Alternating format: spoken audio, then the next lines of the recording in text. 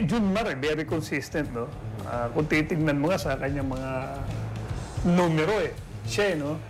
Pero siguro, yung cabinet niya, wala nang paglalagyan isa pang frame, Ilang ano yan, pare? 9, 12 out of 9 of 12. Puro siyang finals MVP. Oo, baka ang tawag doon, istante. Wala nang paglalagyan, ano? Pati pa din, parang mababalot niya ng plaki.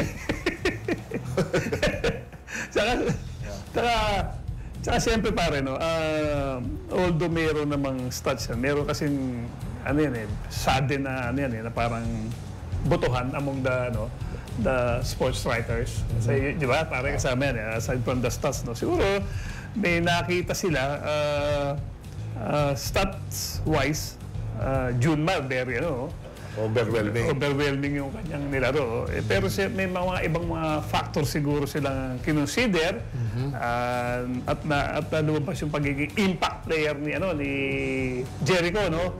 Lalo na yung Game 4 and Game 5. Na kung saan siya miscore nga 23 at 20 points pa. Napakahirap din yung miscore ng ganyan, considering na final siya. Pag umiscore ka ng ganyan, magkasunod pa. Back to back. Back to back, di ba? Minsan kasi, may player po na parang minsan may pakiramdam kang birthday mo. Kasi si Junmar, in any given day, game, i-score yan Pero may mga players dyan na siguro isang laro, maganda ilalo. Kasi minsan ang team, pare, yung kinalalakas ng team, pag natutulungan mo, yung main man mo Di ba? Junmar is the main man. Day in, day out. Is going to give you these numbers. Pero may mga player dyan na, for this particular game, step up si ganito. Di ba? May nakita ko minsan si Troliano. Tapos, the following game, so-so lang. Kasi nakita siguro nila yung game 4 and 5. Pivotal yun. Pivotal yan. At saka, consistent siguro consistent ang nilaro ni Jericho.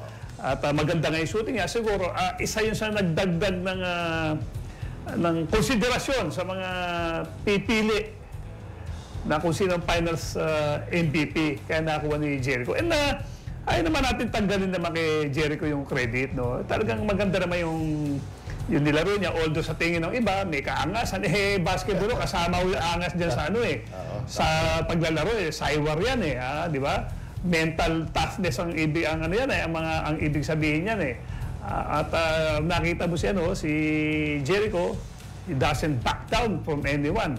Di ba? Talagang ganda ng katawan, flexible lahat, all around the court, offense and defense, okay? Yun siguro ang nagbigay ng isang magandang pamamaraan para makita siya at mabigay sa kanya yung finals MVP. Okay? So siguro tama rin.